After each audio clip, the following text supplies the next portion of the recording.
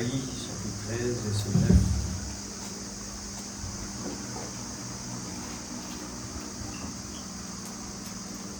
Amen.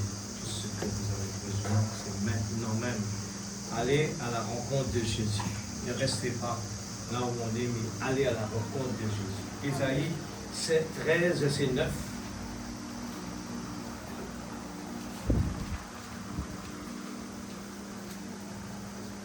Voici le jour de l'Éternel arrive, jour cruel, jour de colère et d'ardente fureur, qui réduira la terre en solitude et en exterminera les pécheurs.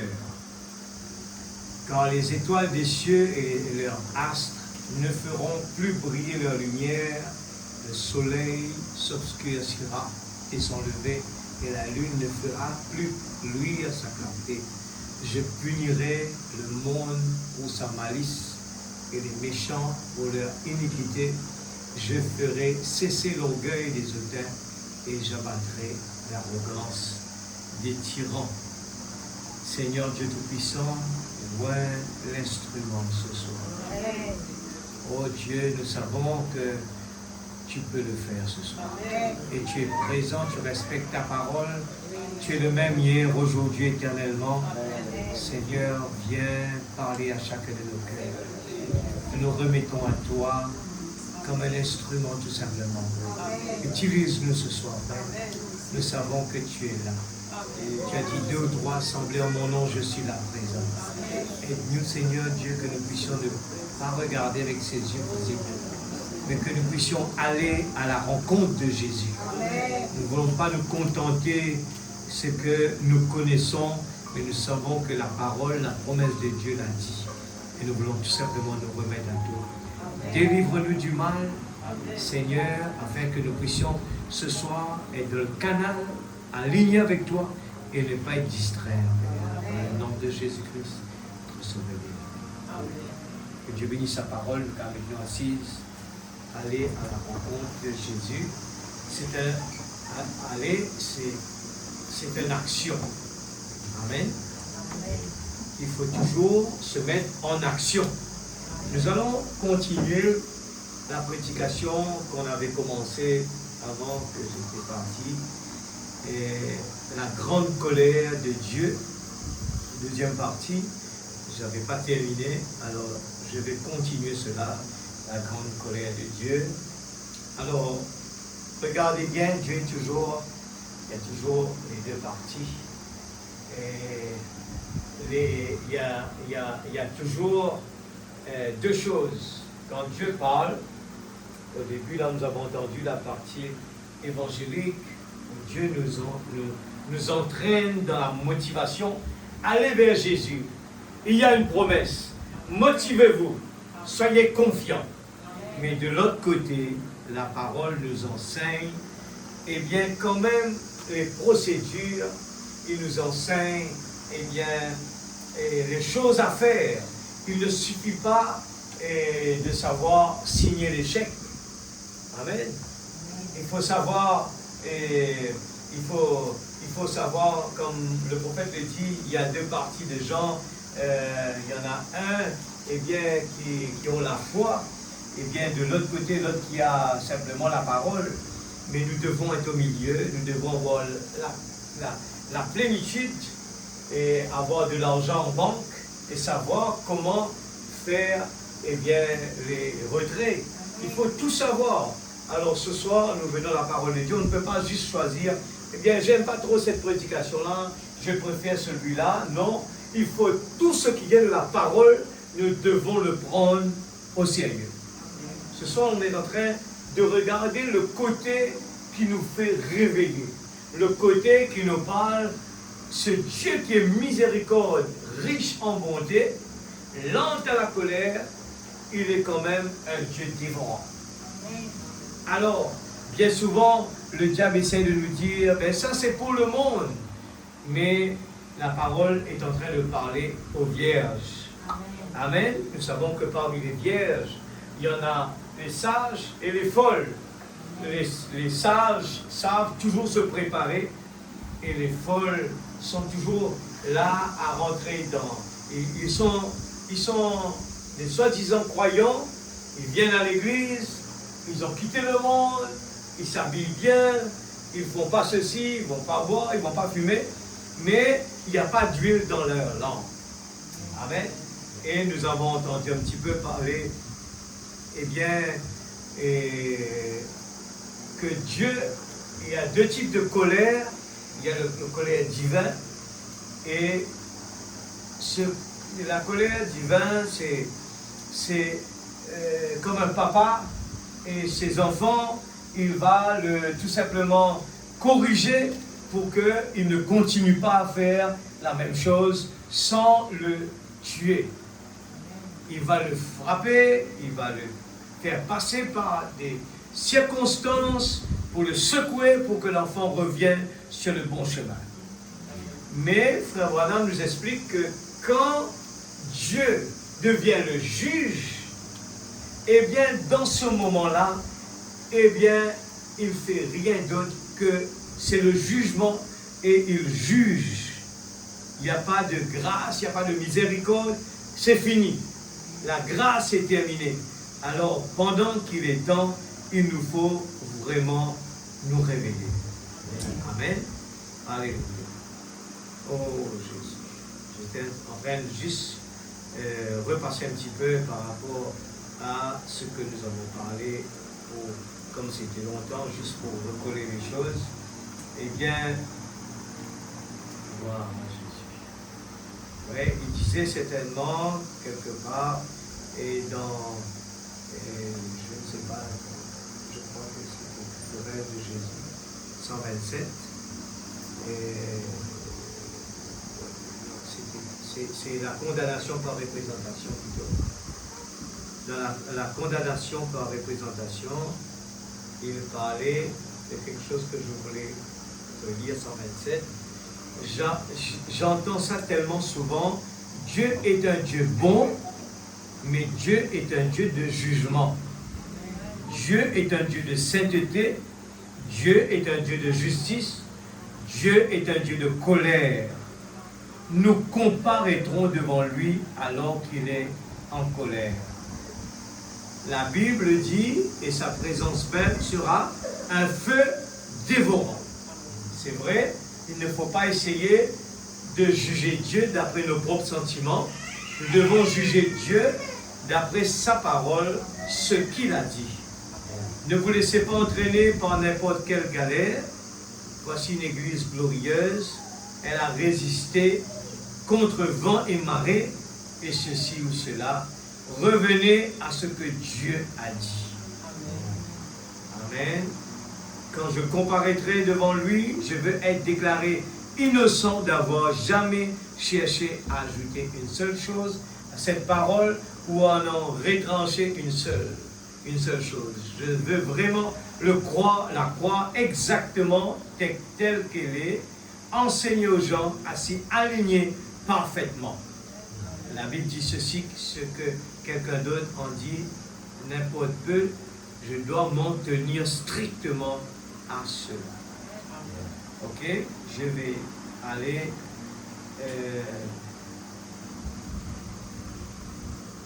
sur les ailes d'une colombe, on va sauter.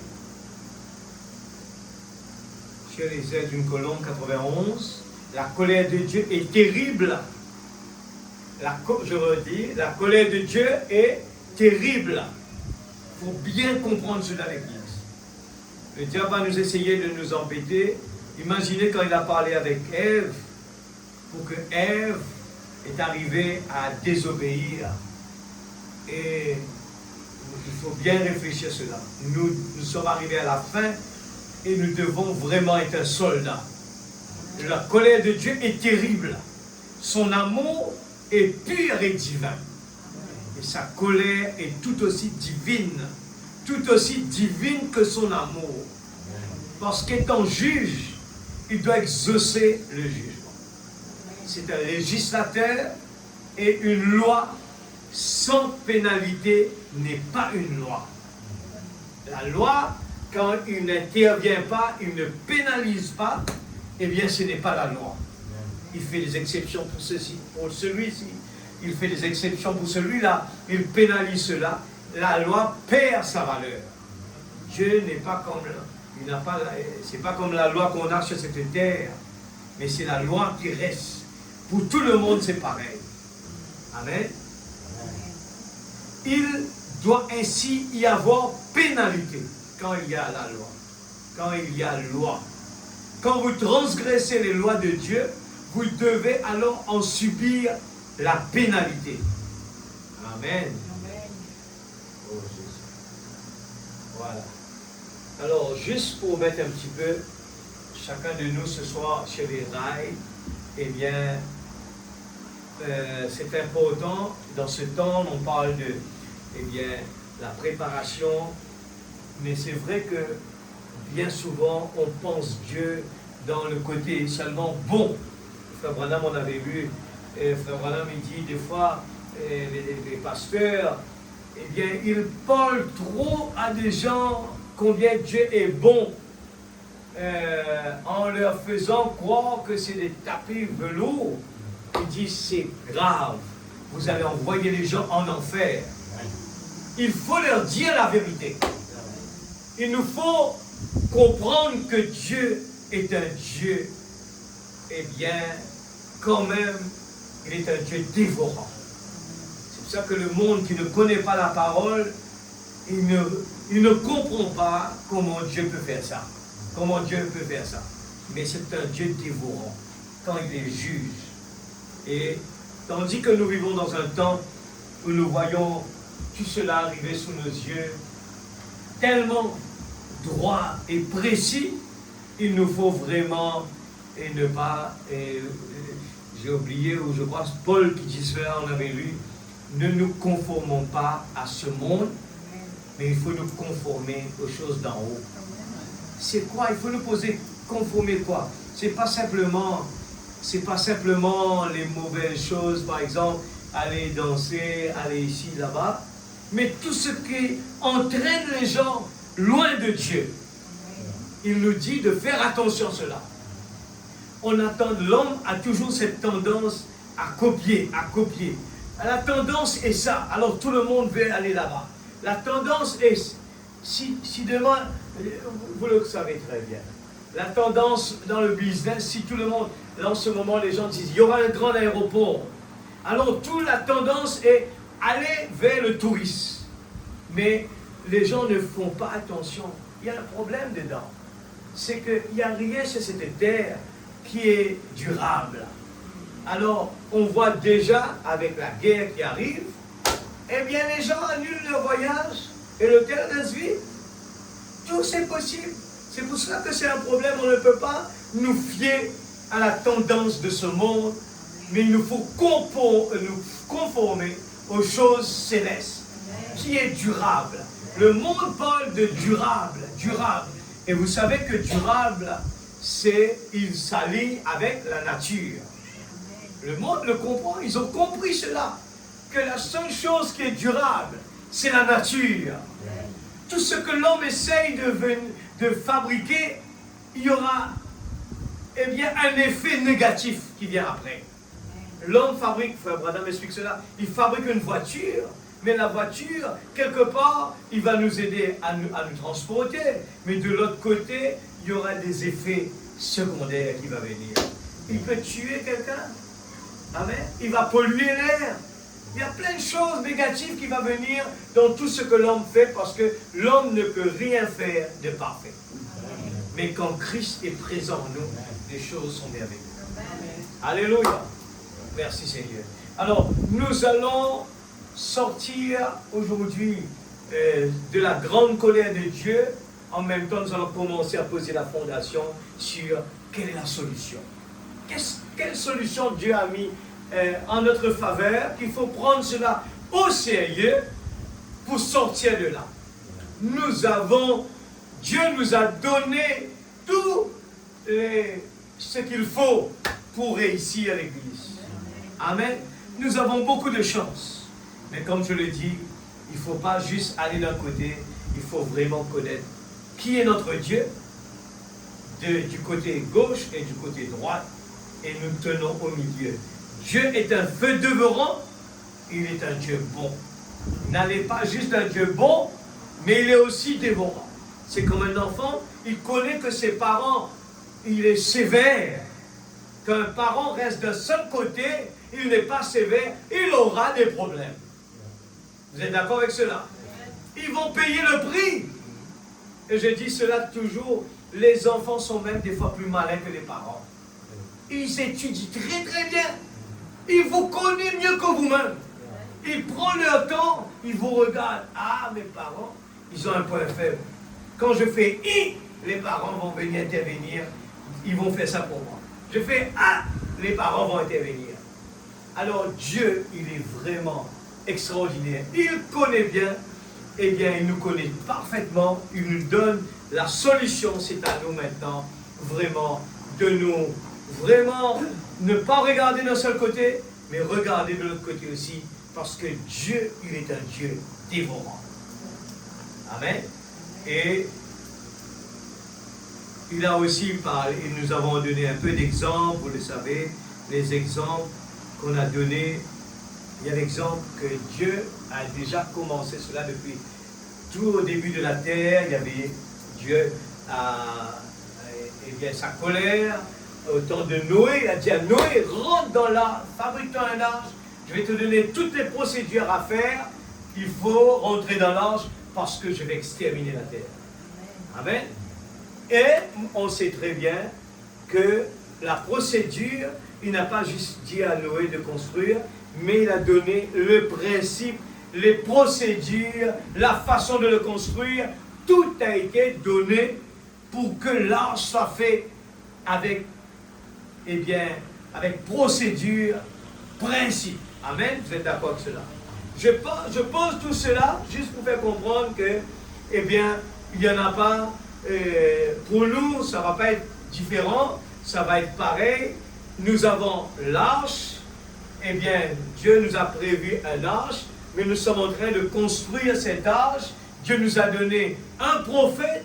C'est ça que les gens ne réalisent pas. Ils sont en train de continuer avec leur Bible, mais ils n'ont pas compris que Dieu envoie toujours son prophète. Et pour nous expliquer la marche à suivre. C'est pour ça que quand il a parlé avec Jean, il a dit de le sceller et de ne pas l'écrire. Alors, si le monde croit que tout a été révélé, mais ils font erreur. Ce n'est que s'il a dit à Jean de le sceller, d'éviter de l'écrire, ce qui veut dire qu'il y avait quelque chose qui était caché. Mais dans ces derniers temps, Dieu nous a envoyé un prophète pour nous révéler, pour notre temps, notre l'arche que nous allons entrer dedans.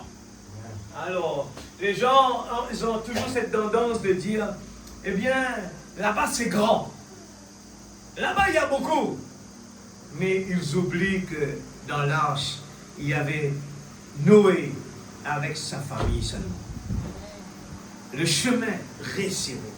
Et regardez bien, le monde est en train de prêcher un évangile, ce que je viens d'expliquer. Dieu guérit, Dieu est bon, Dieu guérit, Dieu est bon. C'est très bien. Mais il ne met pas en garde le Dieu qui est dévorant. On ne parle pas de cela. Et les gens sont en train d'aller avec leur Bible sous l'épaule, eh bien, directement vers l'enfer.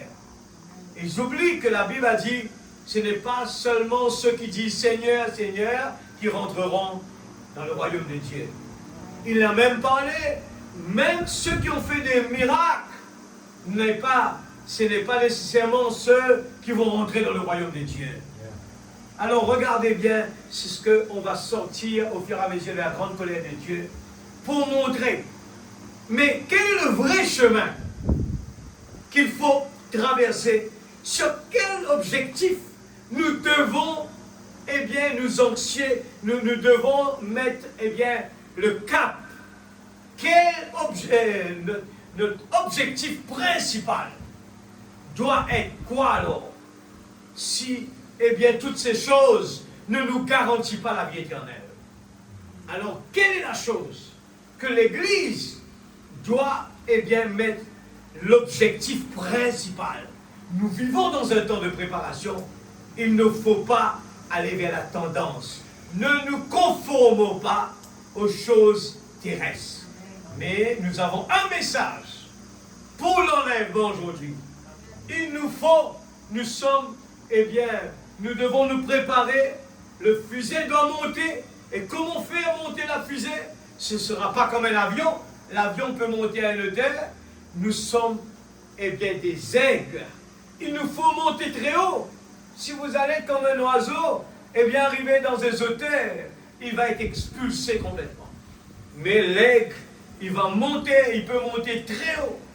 Nous sommes des astronautes. Il nous faut être des astronautes. Et vous savez que pour être un pilote d'avion, on n'a pas besoin, d'apprendre autant que l'astronaute. L'astronaute doit passer par des exercices beaucoup plus approfondis et beaucoup plus élevés. Amen. Et le pilote, lui, il a besoin tout simplement d'aller pratiquer combien de milles de pratique, comment atterrissage, décollage. Mais l'astronaute, il doit rentrer dans un appareil. Et cet appareil va le tourner de tous les sens. Il est dans un appareil comme cela. Et pour le pilote d'avion, il n'a pas besoin de faire ça. Mais l'astronaute, il s'assoit dedans. On va le tourner dans tous les sens. Ça peut être quelqu'un qui a l'habitude de vomir pour rien du tout là. Mais ça ne peut pas marcher. Il faut que quelqu'un qui a l'estomac costaud. Parce qu'il va tourner à gauche, à droite. L'avion ne tourne pas à l'envers. Mais l'astronaute, lui, il doit pouvoir accepter quand il faut tourner à l'envers sans aucun problème. Alors nous avons eu l'exemple de Noé, de Sodome et de Gomorrhe. Dieu a frappé les Égyptiens par la mer Rouge. Nous avons eu les déportations des Israélites par les Babyloniens. Nous avons Dieu a détruit Israël par l'armée de Titus, l'armée romaine. Et ça fait 5. Et vous savez bien que le 6e, qu'on a été donné toutes les explications dans le 6e sceau, c'est la grande tribulation. C'est le plus grand de tout. Alors, au lieu d'avoir peur, faites tout ce qu'il vous dira, vous n'aurez pas de problème. Il nous faut vraiment être un soldat. Il ne faut pas prendre les choses à la légère. Il nous faut le prendre très sérieux. Très, très sérieux. La colère de Dieu est terrible. Mais son amour est pur et divin. Alléluia.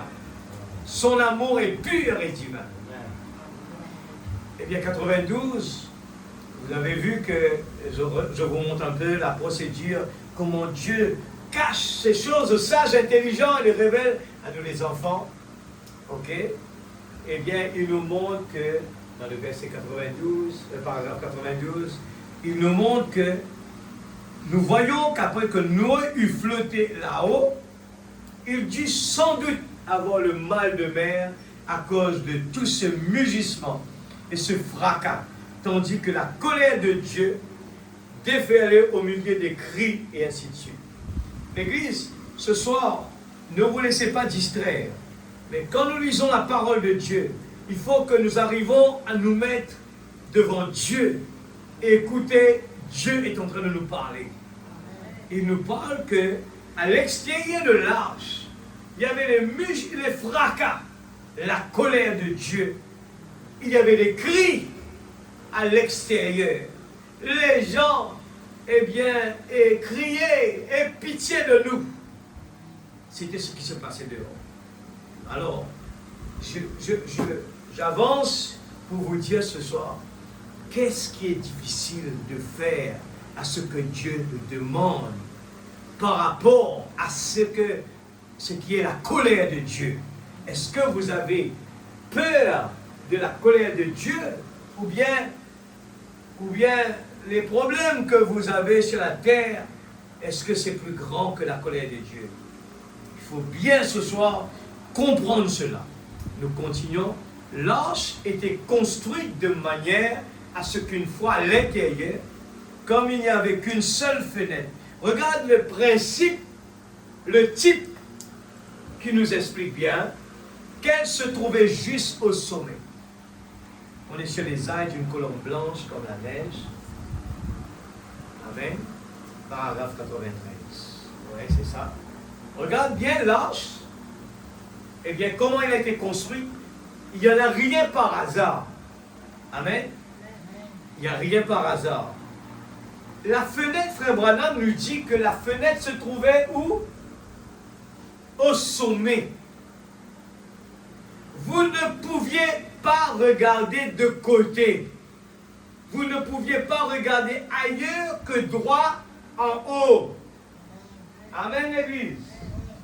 Regarde bien. L'arche, il était comme ça. Je mets ça comme ça. La fenêtre, l'arche. La fenêtre était là-haut. Et les gens étaient là. Et quand ils regardent, ils ne peuvent pas regarder dehors, ils peuvent regarder seulement en haut. Est-ce que vous pensez que c'est par un hasard? Est-ce que les gens peuvent penser que c'est pour que l'eau ne rentre pas? Non. Il nous parle le type, les gens qui sont à l'intérieur. Ils ne doivent pas être distraits par ce qui se passe dehors, par les cris. Parce que autrement, les gens allaient avoir un petit peu le cœur faible. Je vois mon cousin qui est dehors, qui crie « Faniel, s'il te plaît, Faniel !» On va envoyer la main dehors, essayer de l'attraper. Mais la seule chose qu'on pouvait faire, c'est regarder là-haut. Pourquoi? C'est ainsi qu'est l'arche Jésus-Christ. Vous ne pouvez pas regarder le voisin. Vous ne pouvez regarder rien d'autre que Christ. Quand vous êtes dans l'arche, parce qu'il n'y a qu'une seule porte. Il est cette porte, Jésus, dont nous parlions ce soir. Vous devez continuer à regarder en haut, car celui qui a mis la main à la charrue et qui même se détourne pour regarder en arrière n'est pas digne de labourer. Amen. 95. Ainsi, après plusieurs jours, il essaya de nouveau. Il ne voulait pas sortir sous la colère de Dieu. Vous savez que dans l'arche, à plusieurs fois, eh bien, ils ont voulu, une bonne fois, ils étaient fatigués à l'intérieur. Combien de jours, combien de nuits ils étaient à l'intérieur? Et ils voulaient sortir. Alors, ils n'ont pas commencé à dire, c'est le moment pour moi de sortir. On est arrivé, il n'y a plus de pluie, c'est bon. Non, il fallait attendre à ce que Dieu leur donne le signe. Amen. Vous savez, ils ont envoyé le corbeau. Ensuite, ils ont envoyé encore une deuxième fois la colombe. Amen. Pourquoi ils n'ont pas voulu sortir dehors comme ça, sans la permission de Dieu? Ok?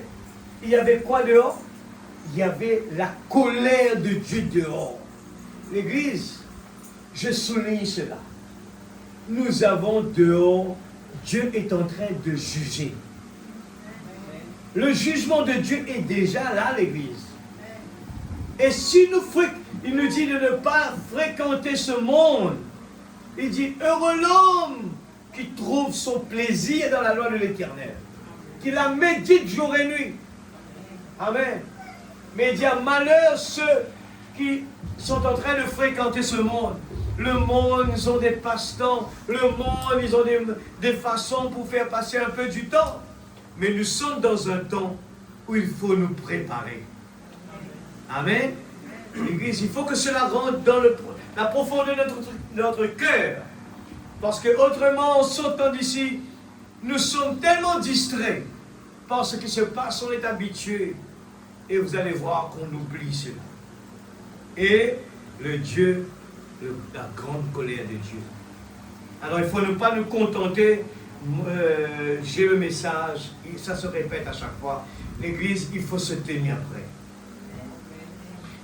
Paragraphe 96. Puis il attendit encore plusieurs jours, il l'envoyait de nouveau.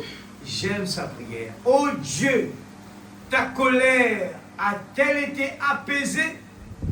L'Église, quand il y a la colère de Dieu qui est là, n'essayez pas d'aller faire quelque chose qu'il ne faut pas. Il faut faire bien attention à l'Église.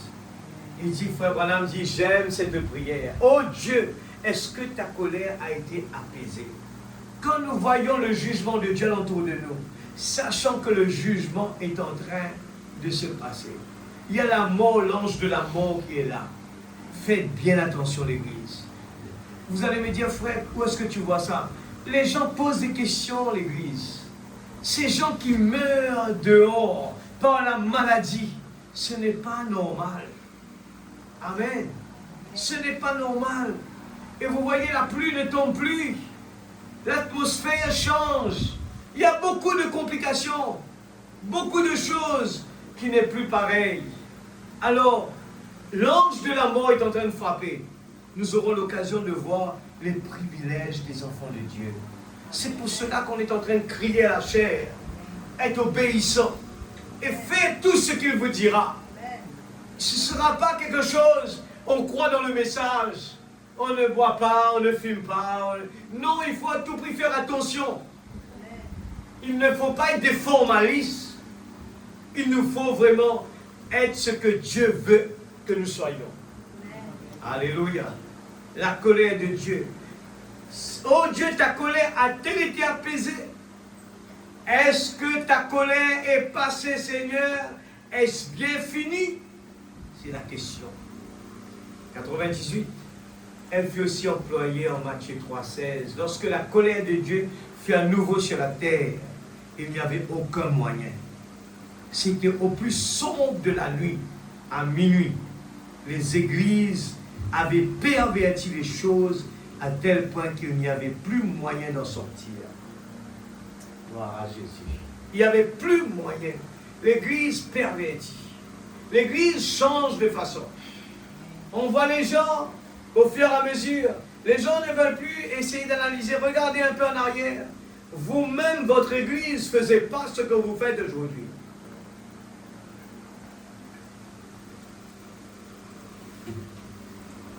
Les gens aujourd'hui ne réalisent pas. Le monde est rentré dans l'église. Les gens commencent à se déshabiller pour même aller à l'église. Mais quel est derrière notre tête? Pourquoi il faut faire ça? Nous allons à l'église pour que les gens nous voient. Alors, c'est ça la question. Nous venons à la chair avec la mode. Pourquoi nous devons faire ça? Parce que nous voulons que les gens nous voient. Nous sommes des grands. Non. Devant Dieu, on ne cherche pas la grandeur. Devant Dieu, on doit être toujours des petits. C'est l'enseignement que le prophète nous a donné. C'est facile de comprendre quand quelqu'un est en train d'aller en dehors de la parole. Juste, frère Branham l'explique comme cela. En regardant quelqu'un, la façon d'agir, c'est l'action témoigne ce que la personne a en tête. Amen. Nous aurons l'occasion d'élaborer dessus.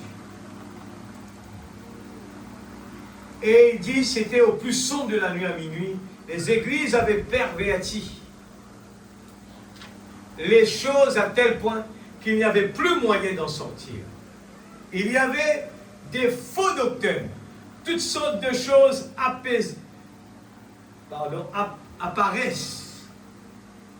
Toutes sortes de déclarations étaient faites, mais Dieu se servit à nouveau de la colombe. Cela lui plut, son fils Jésus, lui plut à tel point qu'il l'identifia. Amen. Gloire à Jésus. Nous allons prendre, j'avais entendu, mais maintenant j'ai vu. Gloire à ton nom, Jésus, alléluia. On connaît l'arbre par ses fruits. Il y a tellement d'enseignements.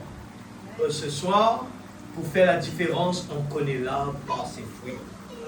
Ce message nous enseigne ce que, quand nous voyons cela, c'est pour ça que la parole nous dit, il faut avoir le discernement de l'esprit.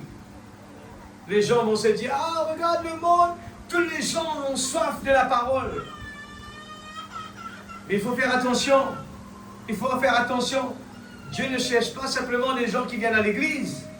Dieu veut voir des fils et des filles de Dieu. La vie de Jésus en nous. Amen. Alléluia. Ce n'est pas simplement d'être bon, mais il faut avoir Christ en nous. 180.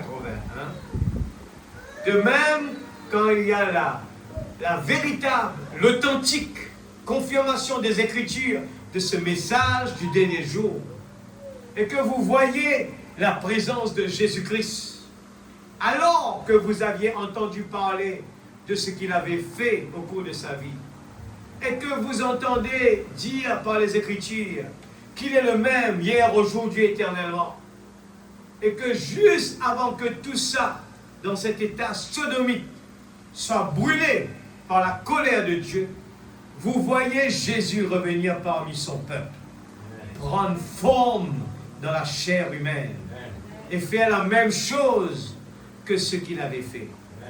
Oh, ça devrait catapulter notre âme dans la gloire. Ça devrait avoir un effet sur nous. Pourquoi? Ça descend sur cela. Amen. Gloire à Jésus. Alléluia. Gloire à Jésus.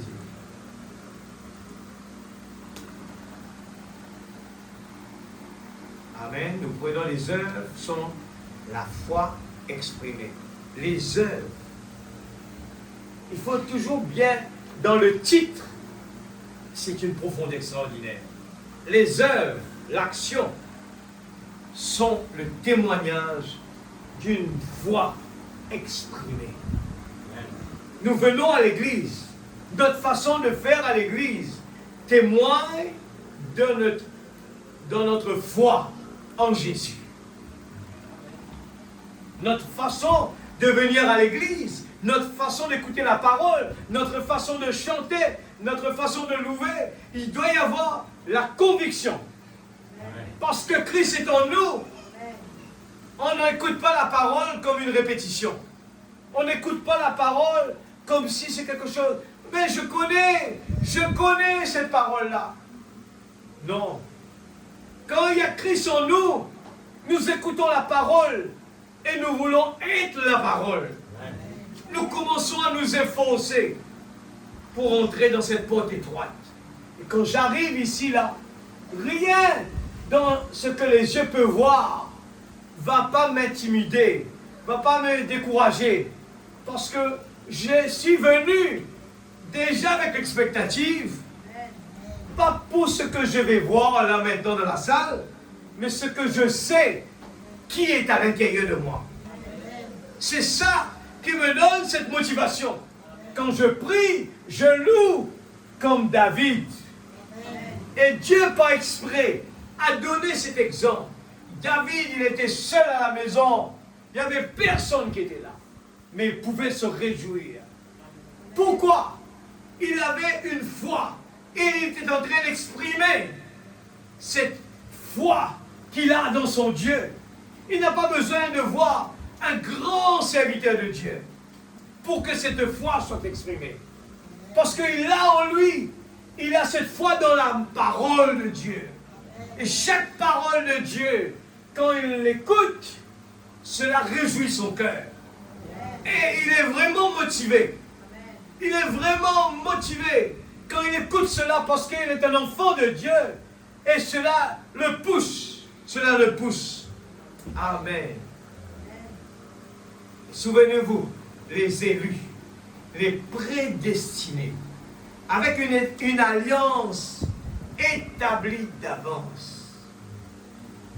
Amen. Abraham et son groupe. Il n'y avait pas beaucoup, hein. Il y avait toujours Noé et sa famille. Abraham et son groupe. Ils ont aussi reçu un message. Ah oui. Observez ce qu'il a fait. Il leur a donné un signe qui indiquait que le temps était proche, où le feu allait tomber. Nous entendons les mêmes choses aujourd'hui, l'Église. Ils avaient ce qu'ils écoutaient là-bas, mais eux, ils avaient en eux quelque chose qui les rendait attentifs. Amen. Comme le chant qui dit, We heard the sound of war. Quand nous entendons le son de la guerre, on n'est pas comme le monde. On va aller filmer en premier pour dire, voilà, j'ai vu ça en premier. Voilà, j'ai entendu ça en premier. C'est pas ça qui nous intéresse. Hein?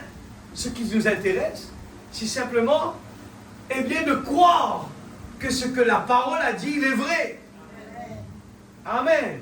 Et que chaque fois nous voyons quelque chose se passer, cela, eh bien, nous réveille et nous ouvre les yeux. Saul de Tarse, il a tellement étudié la parole. Il était dans le faux, tellement étudié la parole. Il était tellement sincère à l'intérieur de son cœur qu'arrivé un moment, Dieu a dit, ouvre ses yeux. Je veux voir, je veux que mon serviteur voit ma grandeur. Et là, la grande lumière de Dieu l'a frappé. Amen. Alléluia. Merci Seigneur. Oh Jésus. Ah oui, observez ce qu'il a fait. Il leur a donné un signe qui indiquait que le temps était proche, où le feu allait tomber. Maintenant, c'est le feu que nous attendons maintenant.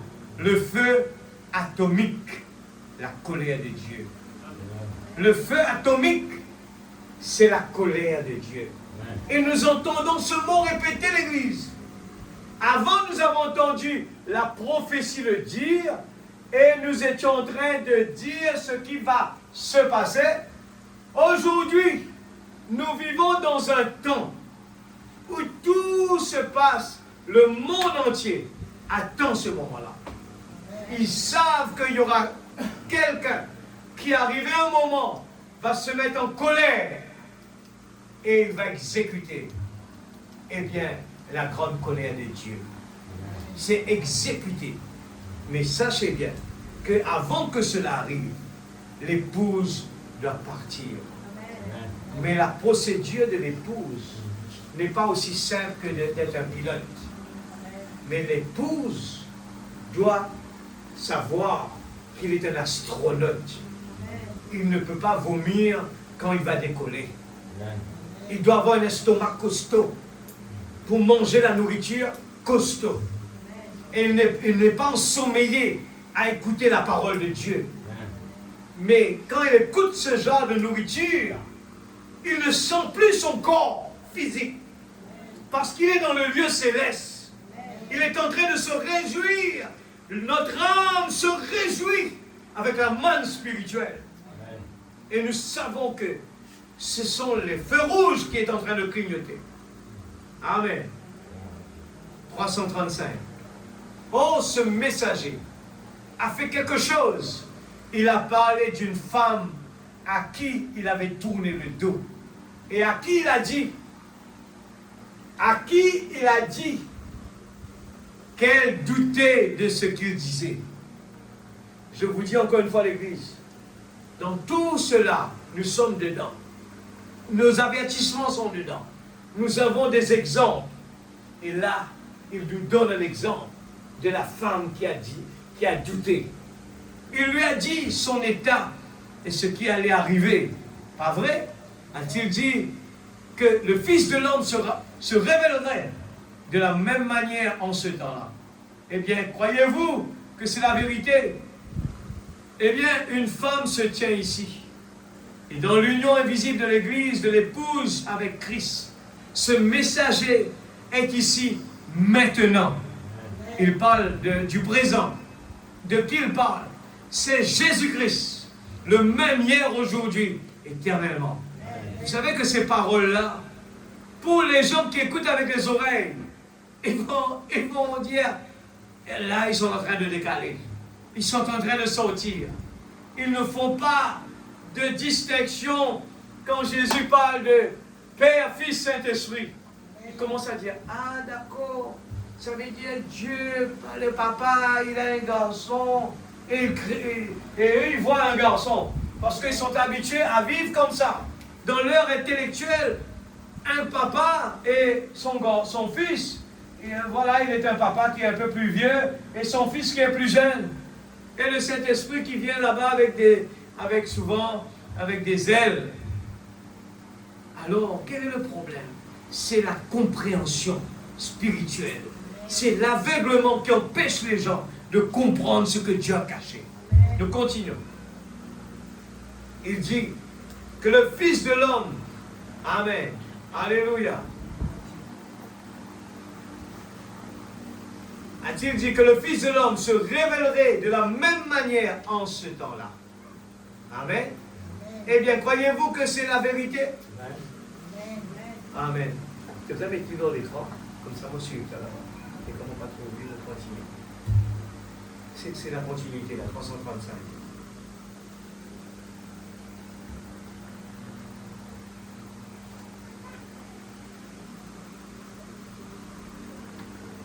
Ok?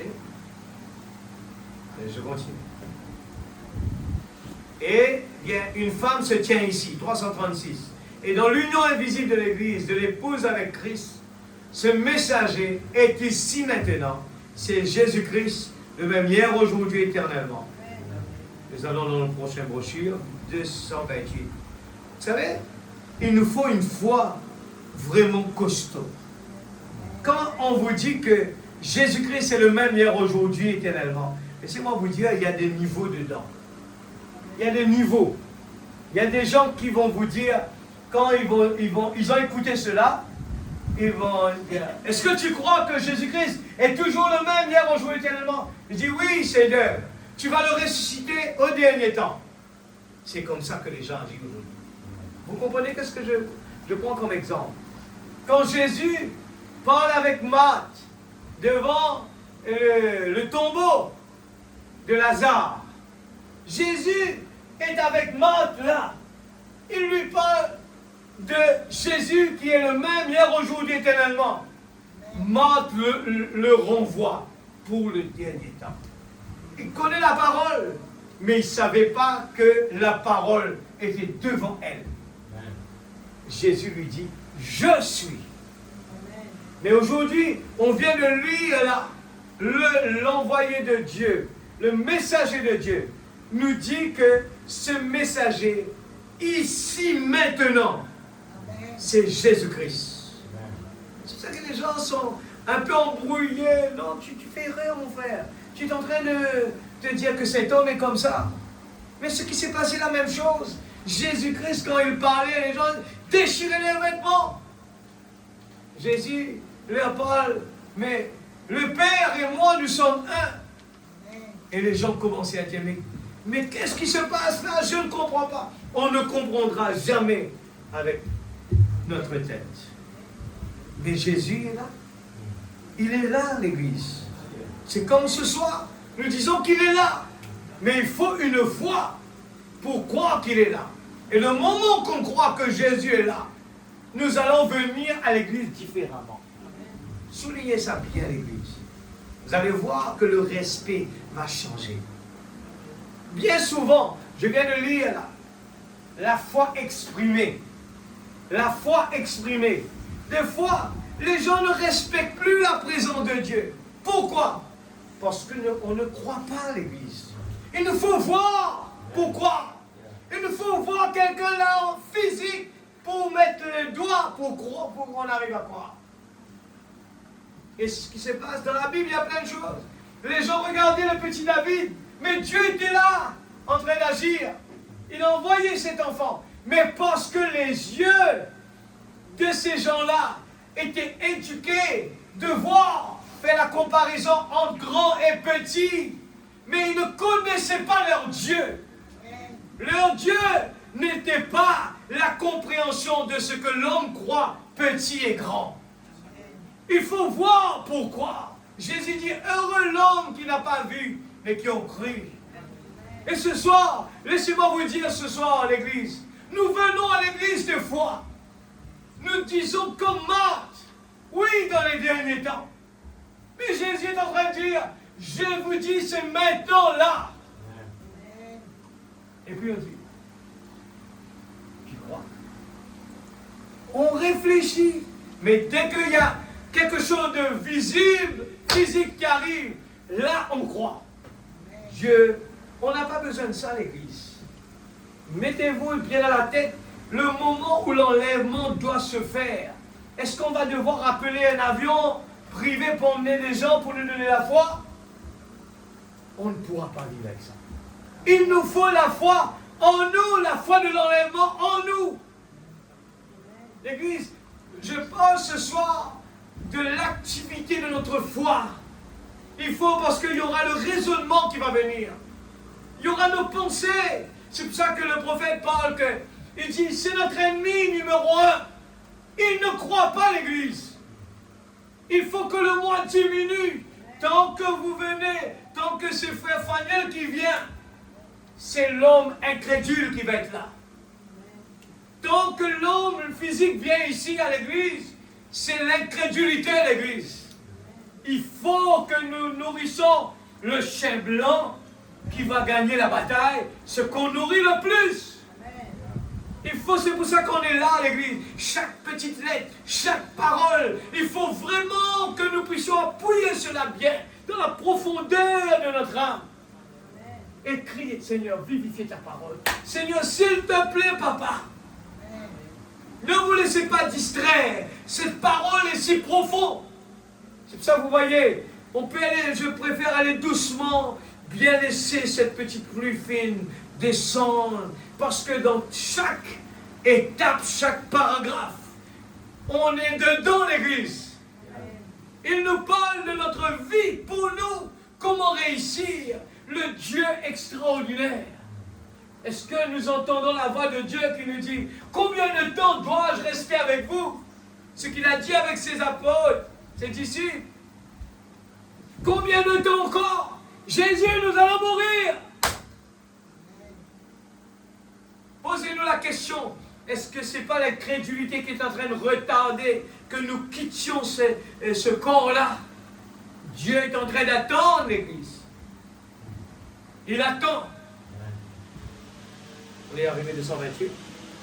Et vous, membres d'Église, si votre Église n'est pas comme ça, qu'elle n'est pas à la hauteur de ce que Dieu exige dans sa parole, sautez-en et entrez en Christ.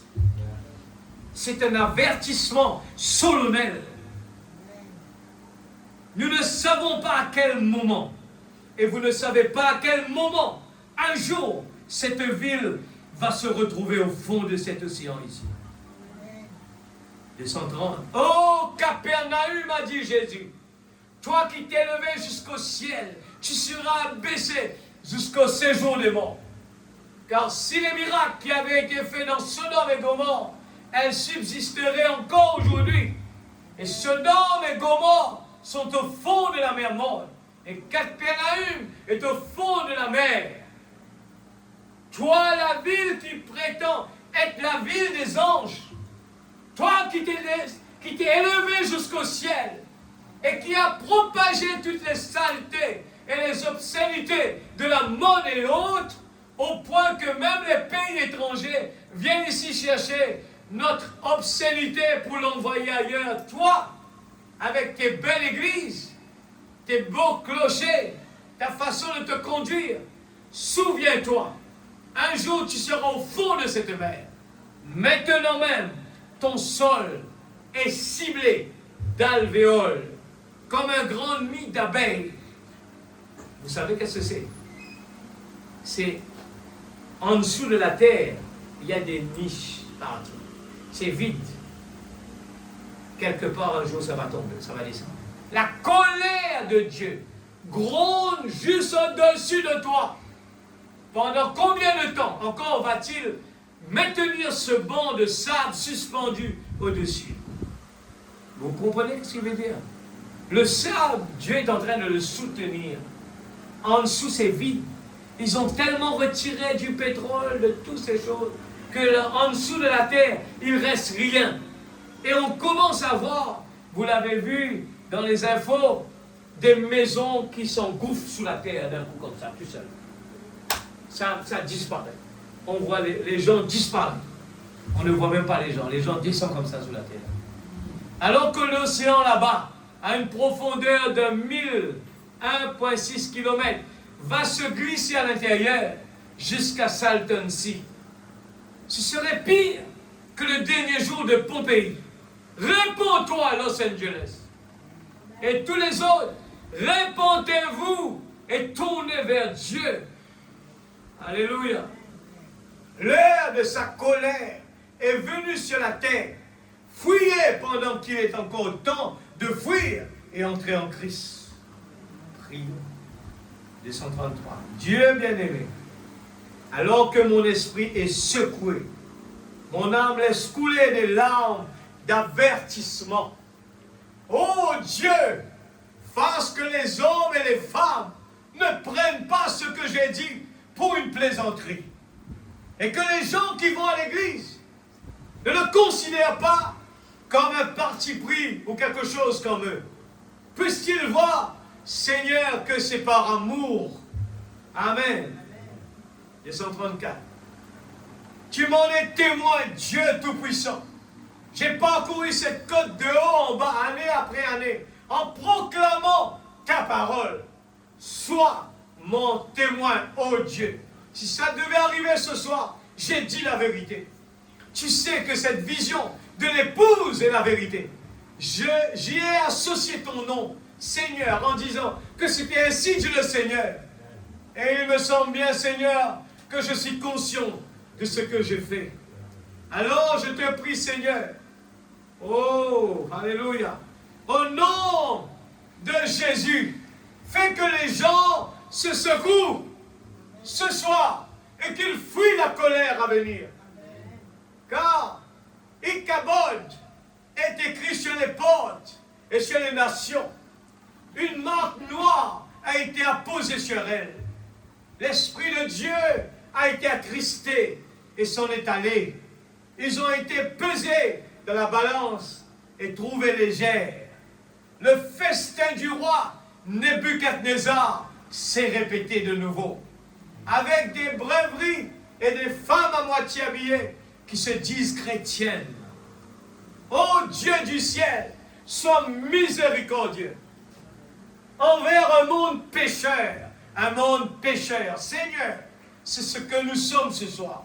Oh Dieu, j'essaie de me tenir à la brèche et j'implore ta miséricorde divine afin que tu parles dans cette foule ce soir et que tu appelles ton épouse à se mettre au garde à vous, Seigneur, pour qu'elle marche, non d'après le signe de credo quelconque, mais d'après le son de l'évangile du Seigneur Jésus-Christ. Accorde-le au Dieu que l'on sache ce soir que tu es Dieu et que ta parole est la vérité. Amen. Alléluia. Le choix d'une épouse. C'est la brochure. Le choix d'une épouse. Et l'épouse de Dieu n'est pas une épouse mélangée avec le monde. Et vous savez, le mot Ichabod, ça a été utilisé quand un événement tragique survint après la défaite d'Israël face aux Philistins. Dieu, il a retiré sa bénédiction. Amen. Il a retiré sa bénédiction. À cause de quoi? La désobéissance de l'Église. Amen. Le peuple a désobéi. Alléluia. Et Dieu a laissé par exprès que les Philistins viennent capturer l'arche de l'Alliance. Aujourd'hui, les gens posent des questions. Mais où est le Dieu qui guérit? La question qu'on se pose. Est-ce que Dieu s'est retiré? Pourquoi? À cause de la désobéissance. Dieu veut une épouse sans tache, ni ride et sans défaut. Il nous faut, l'Église, prendre cela à un niveau plus haut. La vie d'un chrétien n'est pas Dieu va comprendre. La vie d'un croyant, les gens veulent dire, ne me parle pas de ça. Parle-moi de Dieu est bon, Dieu guérit. Mais cela ne va pas vous faire entrer au ciel. Il faut bien comprendre ça, l'Église. Le prophète le dit comme cela. Vaut mieux entrer au ciel, aller au ciel avec un pied qui vous manque, que votre âme aller en enfer. Qu'est-ce qu'il veut dire par là? que l'Église doit comprendre que notre objectif, c'est la préparation de l'épouse. Il nous faut avoir le signe, l'Église. C'est ça qu'on doit s'inquiéter. Et si le Saint-Esprit est en nous, nous allons pouvoir appliquer cela sans problème. Et c'est cela qu'on doit chercher, l'Église. C'est ça qu'on doit chercher. Seigneur, donne-moi la patience. Donne-moi la tempérance. Donne-moi la connaissance, Seigneur. Donne-moi la vertu, Seigneur. C'est ça Christ. C'est ça la vie de Christ, l'Église. Il faut être Christ sur la terre. Chaque fois on étudie notre vie, Seigneur. Oh Dieu, le Saint-Esprit ne peut pas être comme ça, Seigneur. Pardonne-moi, Père. Nous le savons très bien, nous écoutons la parole. On sait que nos actions, eh bien, il ne peut pas, le Saint-Esprit ne peut pas être là, l'Église. Eh bien, on est OK avec ça. On se dit, mais OK, là je suis au travail, je suis sur la route, mais là, eh bien, on a mis le Saint-Esprit là-bas. Là, je règle mes problèmes. Et puis, on va à l'église, on met la Bible sur le... On est comme des saints. Mais c'est faux. Il nous faut la vie. La vie que la Bible est en train de nous parler. Il nous faut avoir la soif d'être comme ça. Ikabod. Frère Branham dit, c'est ce qui est écrit sur la porte partout. Il y a la mort. Dieu s'est retiré. Le jugement est là, l'Église. Il nous faut simplement nous contempler. Il faut sortir de là le plus vite que possible. C'est le temps de rentrer dans l'arche. Nous sommes dans le temps où il faut rentrer, l'Église. Il faut laisser les petites choses qui peuvent nous agacer ici-bas. Arrêtez de prendre cela à cœur. Demandez à Dieu de nous libérer de cela. Libérer de moi-même. Parce que la colère de Dieu est c'est plus grave, l'Église. Il ne nous faut pas être devant Dieu quand il y a la colère. C'est pour cela qu'on vient de lire, la frère Branham dit que les gens qui étaient dans l'arche ne voulaient pas sortir tant que la colère de Dieu était sur la terre. Il ne faut pas sortir de l'arche. Il faut rester dans la parole, l'Église. Restez avec la parole. Ne vous les éloignez pas de la parole. Et je crie ce soir parce que je sais qu'il y a encore des gens qui passent leur temps sur des jeux, sur leurs écrans, alors que quelque part, il y a la mort qui nous attend. Il y a la mort qui est dehors. Oh Dieu, aie pitié. 171. 171. Arrive-t-il à Dieu de changer d'avis à propos de sa parole? L'Église, prenez le temps de regarder les titres. Il nous faut la révélation de Dieu. Avant même de le lire, si vous avez l'Esprit de Dieu en vous, si nous avons l'Esprit de Dieu en nous, nous allons comprendre, déjà en écoutant la parole, on comprend déjà qu'est-ce que Dieu veut dire. Est-ce que Dieu, quand il a dit quelque chose, est-ce qu'il va le changer? Non, l'Église. Il ne peut pas le changer. Quand il est un Dieu, un feu dévorant, il va être un feu dévorant. Il n'est plus un papa là. Il va trancher l'Église. C'est pour ça que les gens ne comprennent pas. Comment on peut arriver ça? Comment on peut laisser ça? C'est le feu dévorant. Il ne regarde pas qui est petit, qui est grand. Quand il frappe, tout le monde passe dedans. Amen. Amen. Quand vous savez, quand Hitler, les gens n'arrivent pas à comprendre jusqu'à aujourd'hui. Quand Hitler a frappé les Juifs, les gens ne comprennent pas. Mais c'est un fou. C'était un fou. Il a exterminé les dames, les enfants. Tout le monde était là dans des chauffes à gaz. C'était cruel, l'Église. Mais c'était le feu dévorant.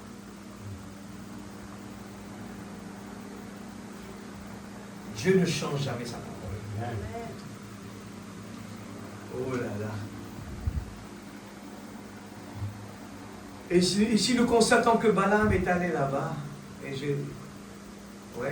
il s'est mis à enseigner aux gens. Il était dans l'égarement. Il était dans l'égarement. Qui était? Balaam.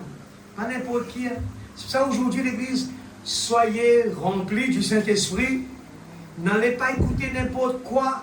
C'est ce que Ève a fait. Elle est partie écouter la parole. On vient d'entendre ça il n'y a pas longtemps. C'était quoi? C'était la parole. Elle s'est dit, mais il prend la parole. Mais non, c'était le serpent qui parlait. Il va vous contourner quelque part. Il va le changer, l'Église. Ce sont des semences, la parole. Ce sont des semences. Il faut savoir. Parce que vous prenez des semences, vous semez dans la terre. Ce n'est pas après que vous allez dire, ah, c'était des épines. Non, il fallait savoir qu'est-ce que vous semez. Il faut, quel genre de semences vous allez accepter. Parce que quand ça va grandir, vous allez dire, ah non, Dieu comprend. C'est cette semence-là. Il s'est mis à enseigner aux gens et il était dans l'égarement. Il a suivi la voie de Balaam, sa manière de faire, et il a enseigné à Balak. Et les enfants d'Israël ont commis l'adultère. Voilà la semence. Et une plaie a frappé la nation d'Israël. Les gens et des milliers d'entre eux sont morts en un seul jour.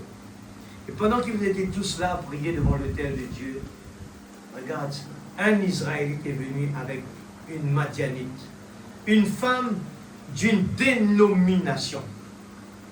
Une femme, le Balaam dit cela, d'une dénomination. Et ils sont entrés dans la tente. Alors le fils du sacrificateur s'est avancé. Il a pris une lance et il les a tués tous les deux. Et cela a arrêté la colère de Dieu. L'Église, est-ce que nous connaissons notre Dieu vraiment? Ou bien nous connaissons seulement ce Dieu qui est bon? Et des fois, il y a des choses qui se passent dans notre vie. On ne réalise pas pourquoi. Parce qu'on ne connaît pas le vrai Dieu que nous servons.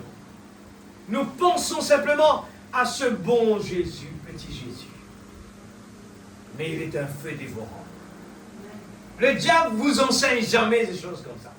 Il vous enseigne Dieu est bon. Dieu va vous pardonner. Dieu va vous guérir. Mais il va vous enseigner. Faites attention, hein? C'est un Dieu qui est dévorant. Regardez cela, l'Église. La colère de Dieu s'est arrêtée au moment où on a tué des gens qui étaient désobéissants. C'était comme ça là-bas. C'était comme ça là-bas. Aujourd'hui, nous sommes dans le temps de la grâce. Et ce qui fait plus de défauts, nous pensons que le temps, il n'y a pas de mort physique parce que nous avons désobéi. On pense que c'est OK. Mais la Bible nous dit que c'est plus grave, cette période de grâce. C'est plus dangereux, l'Église. Il n'y a plus de Ananias Saphira. Alors les gens n'ont plus la peur pour venir à l'Église. On continue de faire nos petites choses à la maison. Oh, c'est OK. On vient de le lire en haut, là. L'esprit d'égarement. Vous savez qu'est-ce que c'est? La Bible le parle. Dieu peut frapper des gens avec un esprit d'égarement. Les gens qui ne veulent pas écouter, ne veulent pas obéir, arrive un moment, ils ne comprennent plus rien parce que Dieu les a frappés d'un esprit d'égarement. Et il essaye de trouver, la parole a dit ça, la parole a dit ça. Il cherche des excuses, et il continue dans le mauvais chemin. Il ne voit plus rien. Nous sommes sous la grâce. On a accepté ce message parce que Dieu a permis. Mais si nous allons dans la désobéissance, nous prenons les choses à la légère, mais comprends bien que la colère de Dieu est là. Et c'était, regardez comment la colère de Dieu s'est arrêtée après que cette personne a été tuée. Vous savez que c'est l'Écriture, frère Branham dit. Il dit, je ne raconte pas les histoires, c'est la parole. Il a failli tuer pour que la colère de Dieu s'arrête. Pas vrai, vous voyez? Mais qu'est-ce qui s'était passé? Balaam, il avait réussi à affaiblir Israël. Qu'est-ce qu'il avait fait? Il avait affaibli leur camp. Dieu l'avait laissé aller là-bas, affaiblir leur camp. Et cela a contaminé tout le camp. Et quand une doctrine prend naissance, qui n'est pas la vérité biblique, cela contamine tout le camp.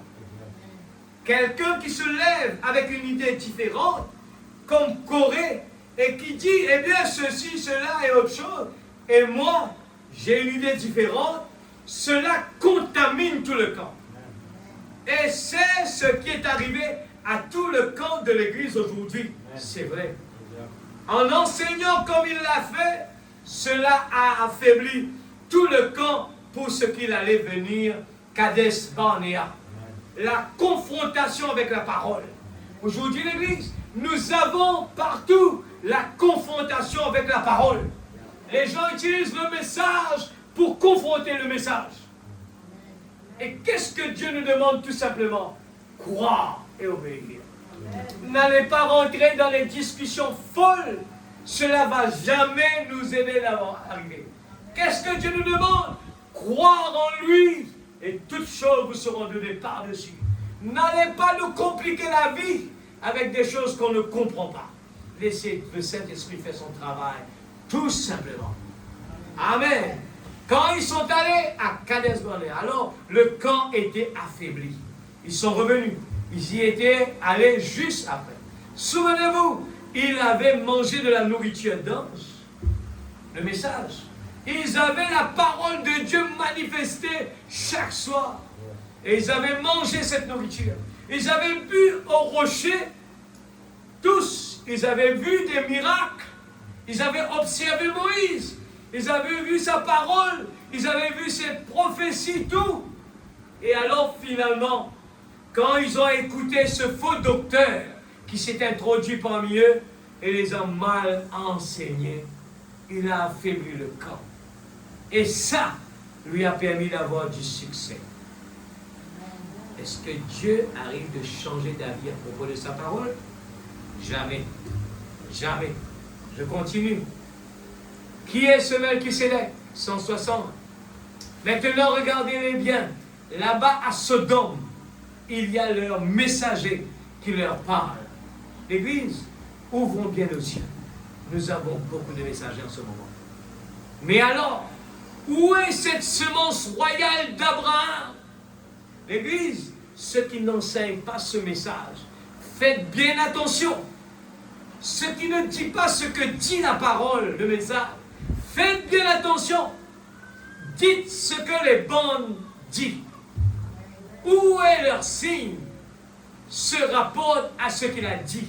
Ce qui arriva du temps de Sodome, où Dieu descendit et fut manifesté dans la chair humaine et dit ce que Sarah pensait dans son cœur. Dans la tente d'Éliel, le dernier signe, avant que le monde des gentils fût détruit par le feu. Et l'Église a reçu son dernier signe, avant que le monde entier soit détruit. Que ce royaume des nations soit détruit par le feu et la colère de Dieu. Vous le croyez? Ce Melchisédek était chair, l'Église, représenté dans un corps humain. Et plus tard, il devient chair. Je vous laisse lire maintenant. Je le lis encore de nouveau. Vous voyez, des fois, il y a des choses qui sont très fortes. Mais les gens vont aller, frère, dites-moi qu'est-ce que c'est. Il n'y a que le Saint-Esprit qui peut nous révéler les choses. Ce n'est pas des choses à aller interpréter. Dites simplement que les bons ont dit là, je n'ajoute pas qui il est, qui il n'est pas. Mais c'est entre nous et notre Dieu. 161. Ce Melchisédek était chair, représenté dans un corps humain, et plus tard, il devient chair. Ce soir, il est le même hier, aujourd'hui, éternellement. Le croyez-vous? 162. Qui est alors ce Melchisédek qui est le même hier? Il n'a jamais eu de père, il n'a jamais eu de mère, ses jours n'ont jamais eu de commencement, il n'a jamais eu de fin de vie. Il rencontra Abraham, et quel genre de signe accomplit-il? Oh, lorsqu'il fut fait chair, il dit que cela devrait se répéter juste avant la fin des temps. Je le répète. Oh, lorsqu'il fut fait chair, il dit que cela devrait se répéter juste avant la fin du temps. Vous le croyez? Je le crois. Prions. Amen. Encore un petit moment. Tes âmes qui sont maintenant en prison, l'Église. Il ne faut pas avoir peur. Cela va venir.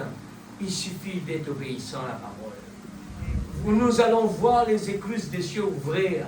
Ce n'est pas les gens qui vont vous expliquer ça. C'est le travail du Saint-Esprit. Mais pour comprendre cela, Dieu attend des étapes dans notre vie, l'obéissance. Quand l'obéissance vient, Dieu dit ouvre, ouvre. La sincérité de notre cœur. Nous restons petits devant lui. Dieu nous montre des choses merveilleuses. Je vous dis que je ne peux pas expliquer cela. 293. Vous savez, vous n'êtes peut-être même pas inscrit sur un registre d'église. Mais il se peut que ce soit votre vie droite qui empêche la colère de Dieu de s'abattre. Vous savez ça, l'église? Sur le monde aujourd'hui. Le monde ne croira pas ça. Le frère Branham dit, c'est possible que c'est notre vie à Rodrigue, là, que Dieu maintient sa colère pour frapper. Vous savez cela? Dieu maintient sa colère, mais il nous donne des avertissements. C'est à nous aujourd'hui de nous réveiller et de nous occuper plus de notre âme, de la préparation, que les autres choses, l'Église. Je ne sais pas comment expliquer ça plus clair. Dieu veut nous... Parce que nous arrivons à la fin.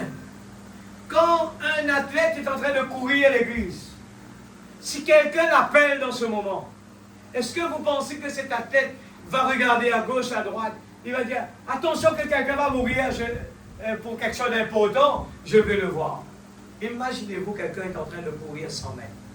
Avez-vous déjà vu quelqu'un qui tourne ça, qui fait comme ça? Il n'a pas le temps, l'église.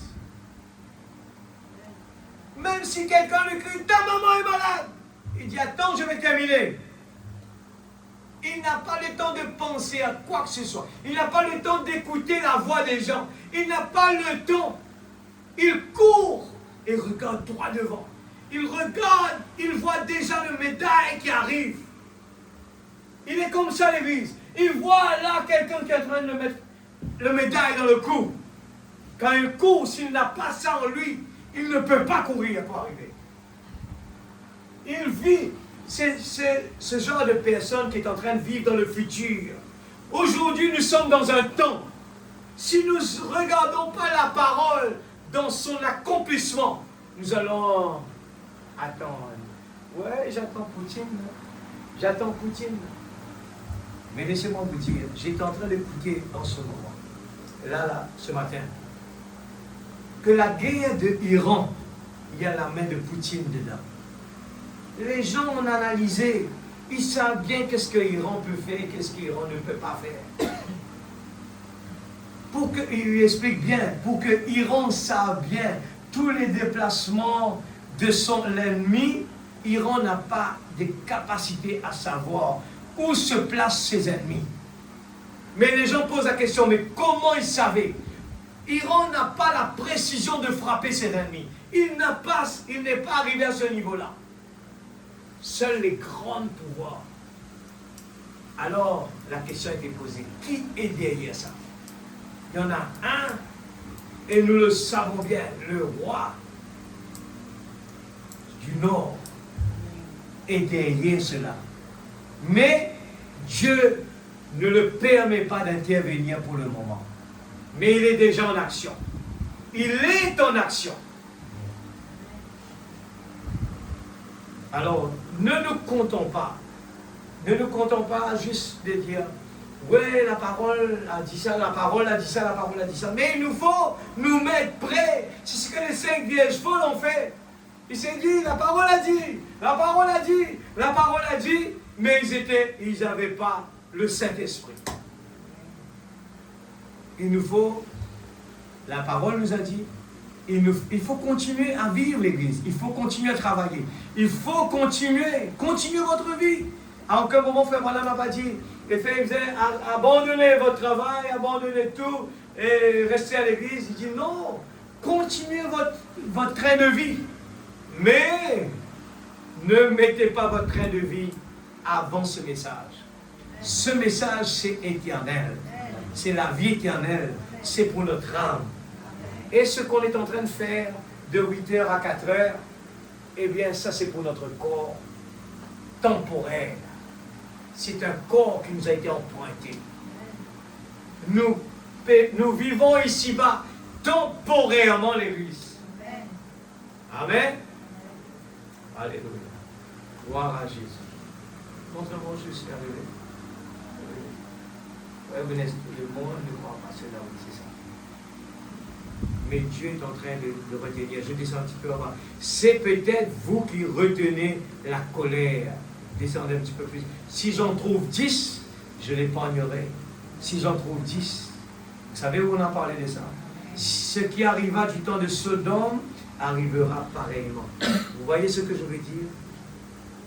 Il dit, pas si je trouve 10 méthodistes, ou bien 10 baptistes, ou bien 10 pentecôtistes, 10 athlètes, ou bien 10 sénateurs, ou bien 10 ministres. Il dit, non. Si je trouve 10 justes, il y a un seul juste. C'est qui? C'est Christ. Et nous devons être Christ, l'Église. Si Christ vit, lui seul, dans les 10, voyez-vous, je l'épargnerai. Regardez bien l'Église. Il nous faut bien que notre objectif soit bon. Notre objectif doit d'abord avoir soif que notre vie à la vie de Christ d'abord. Qu'importe vous n'avez pas vos cadeaux, pas grave. Excusez-moi, ça c'est pas ma façon de penser. C'est pas grave. Le plus important, assurez-vous que vous avez Christ en vous d'abord. Ce que les gens ne s'inquiètent pas. Parce que la vie de Christ, il y a des règlements, il y a des lois appliquées dans la vie. Les gens ne sont pas trop intéressés. Nous voulons voir ce que les yeux voient. Nous voulons voir des spectacles. Mais nous ne voulons pas la vie de Christ. La vie de Christ, pour le temps que nous vivons, c'est la chose essentielle. Être rempli du Saint-Esprit. Il n'y en a rien qui est moins important. Mais avoir Christ, c'est avoir la totalité. Nous aurons automatiquement tous les cadeaux que Christ a donnés. N'allez pas chercher les cadeaux et laisser Christ là-bas. Vous allez mourir avec votre cadeau. Assurez-vous d'avoir Christ d'abord, avoir le baptême du Saint-Esprit, que notre vie soit alignée avec la parole. Il dit, je l'épargnerai à ce moment. Je termine avec ça vite, le dernier, le signe. Je n'ai pas terminé, mais je commence à rentrer dans une autre étape, c'est le signe. Il faut avoir le signe. Dans le signe, paragraphe 70, le christianisme doit montrer son signe publiquement. L'Église, quel est notre signe qu'on est en train de montrer dans ce monde? Est-ce que nous sommes en train de montrer Christ? Ou bien nous sommes en train de montrer les mêmes qualités que ce monde a? Les gens qui parlent pareil, ou bien qui agissent pareil. Ah, il est comme ça, il est comme ça. Il ne peut pas attendre lui. Est-ce que Christ peut agir comme cela? Nous devons montrer nos signes publiquement. Il dit dans la vie publique, au bureau, sur la rue, quand les problèmes surviennent, quoi que ce soit, à l'église, partout ailleurs, le sang est le signe. Et le signe doit être appliqué. Voyez-vous? Ou alors, ce n'est pas. L'alliance n'est même pas en vigueur. Le sang était un signe ou une marque d'identité, identifiant cette personne comme ayant été rachetée. Maintenant, remarquez, ils étaient rachetés. Avant même que quoi que ce soit se fût produit, par la foi, ils appliquaient le sang. L'Église, on a des infirmités, on a des faiblesses, mais la foi qui est en nous on appliquait le signe. Amen. Nous devons dire à nous-mêmes, je ne suis pas colérique, moi. Je suis quelqu'un de gentil. N'allez pas continuer, ça c'est mes faiblesses. Non, ma foi, je veux que ma foi, comme la parole me l'a enseigné, si j'ai des faiblesses, Seigneur, change mon cœur, Seigneur. Ce sont nos prières de tous les jours.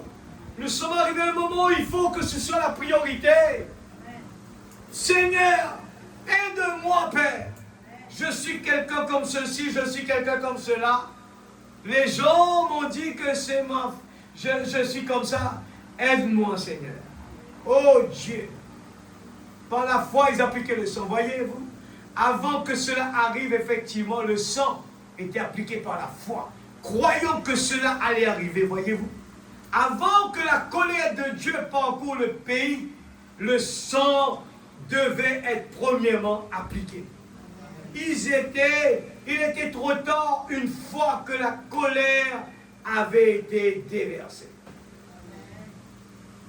Daniel qui rit pour parler, il était là, il parlait de la parole, il faisait toutes ces choses. Il était surpris quand il arrive, son nom n'était pas là à l'église. Il nous faut faire attention à l'église. Quel est notre absolu? Quelle est notre priorité dans ce monde où nous vivons?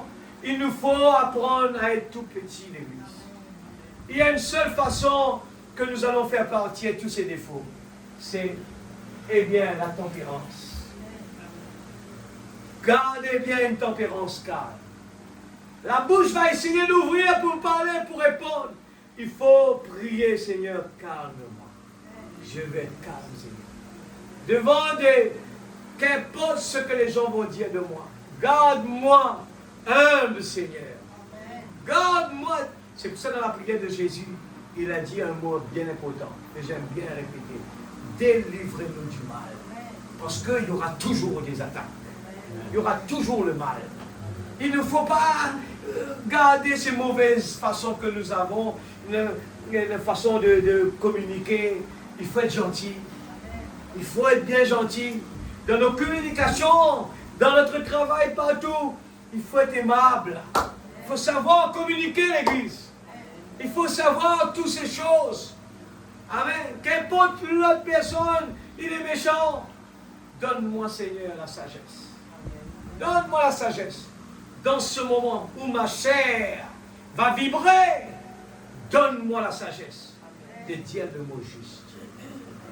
Et l'amour de Dieu, quand l'amour s'élance, le taureau va se calmer, l'Église. Combien de gens qui ont vraiment pris le temps pour lire, quand l'amour s'élance, et quand Frère Branham rend compte qu'il était devant un taureau méchant qui tuait des gens, il a dit, il a entendu la voix d'Adam. Amen. Et quel est notre problème aujourd'hui? Les gens sont méchants. Les gens sont comme ceci. Il faut que ces gens entendent la voix d'Adam. C'est ma prière. Seigneur, aide-moi.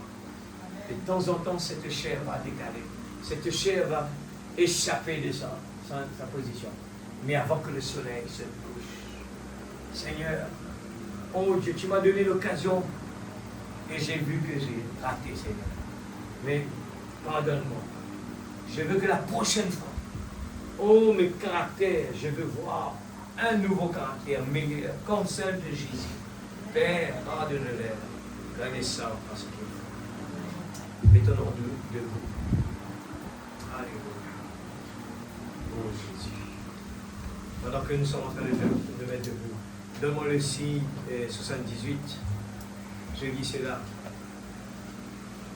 Et je vais prendre un peu au bas. Nous vivons présentement.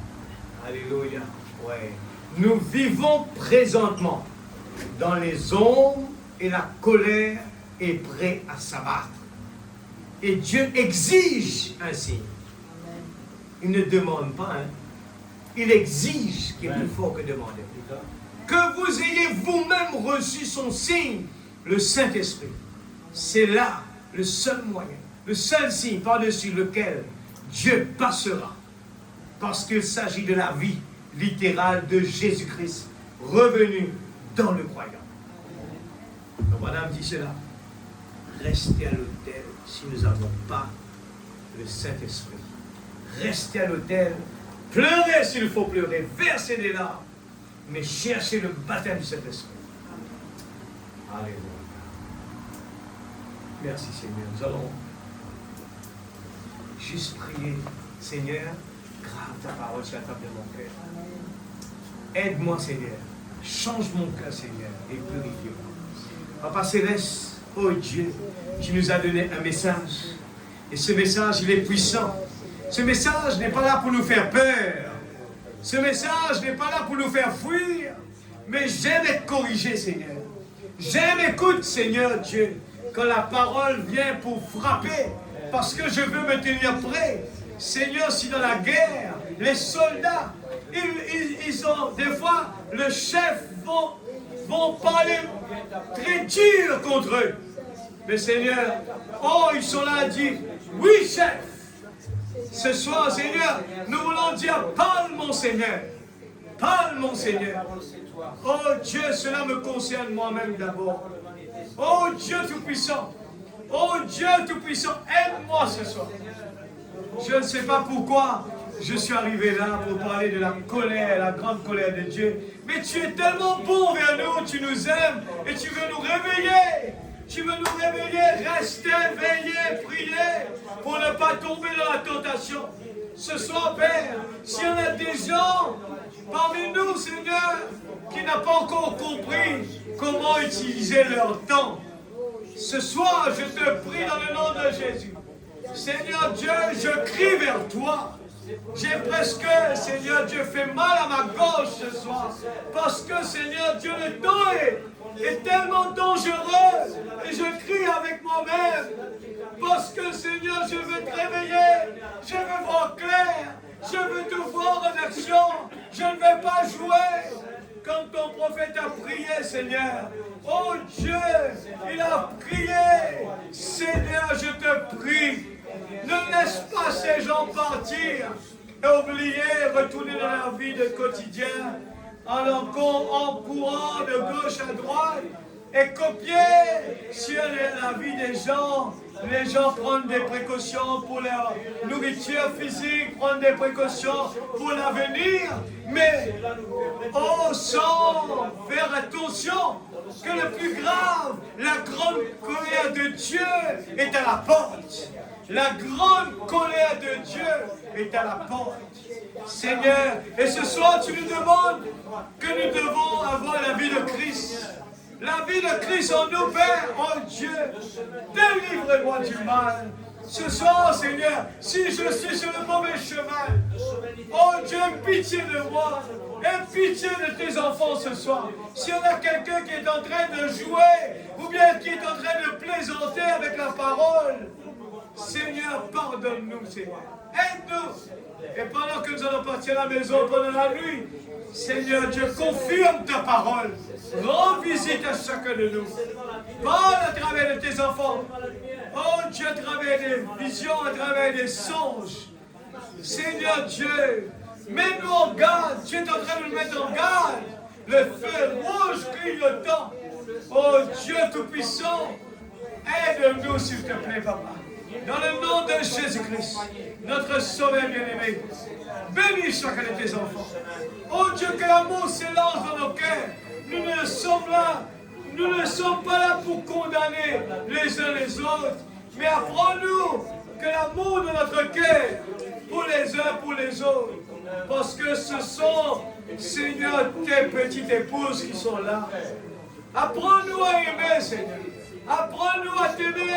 Apprends-nous à aimer les uns les autres. Oh Dieu Tout-Puissant. Oh, tu connais nos faiblesses. C'est pas aussi simple que cela. Mais Père, oh Dieu, je crois que quand ton Esprit Saint est là, oh Dieu, nous savons que les choses vont être différentes. Oh Dieu, nous mettons nous-mêmes sous le contrôle de ton Esprit Saint. Que ta volonté soit faite dans nos vies. Nous ne voulons pas prendre de décision Oh Dieu des permissions. La permissive, nous ne voulons pas cela dans notre vie, mais nous voulons ta volonté, Père. Oh Dieu Tout-Puissant, parle à travers chacun de nous. Oh Dieu, ouvre nos yeux, Père, ouvre mes yeux.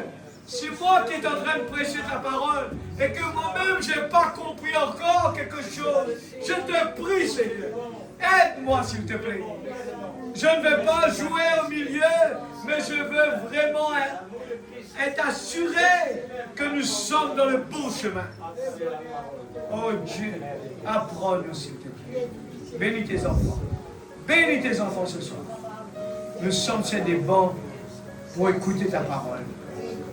Oh Dieu, s'il te plaît, papa. Nous voulons voir la vie de Jésus en nous. La vie de Jésus en nous. Mets tous nos orgueils de côté, Seigneur. S'il faut apprendre à être petit, si je n'ai pas l'habitude, apprends-moi, Seigneur. Apprends-moi, Père. À ne pas toujours qu'il faut gagner, mais s'il faut perdre des fois pour accomplir ta parole, pour exécuter ta parole, je suis prêt, Seigneur. Dans le nom de Jésus, aide-moi, Seigneur. Aie pitié de moi, Seigneur. Dans le nom de Jésus-Christ, notre Sauveur. Bénis ton serviteur. Bénis le Père. Donne-lui la force, le courage, la santé, Père. Dans le nom de Jésus-Christ, ainsi que son épouse. Papa Céleste, je sais que tu prends soin de tes enfants. Mais ne nous laisse pas jouer avec cela. Dans le nom de Jésus-Christ. Protège-nous, envoie-toi à la maison. Bénis tous ceux qui contribuent d'une façon ou d'une autre pour que nous avons ces réunions bénies, Seigneur. Bénis chacun. Tous ceux qui contribuent, Père. Que nous soyons tous unis. Nous avons même le même combat. Nous devons nous revoir de l'autre côté du Jourdain ensemble.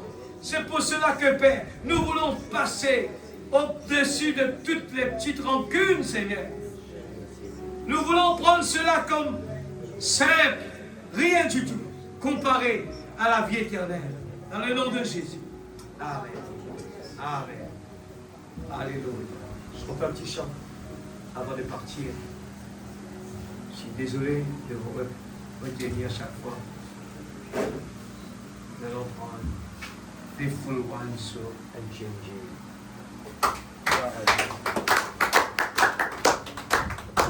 Gloire à Jésus. Regardez bien les paroles, c'est important. Oh Jésus, aide-nous s'il te plaît.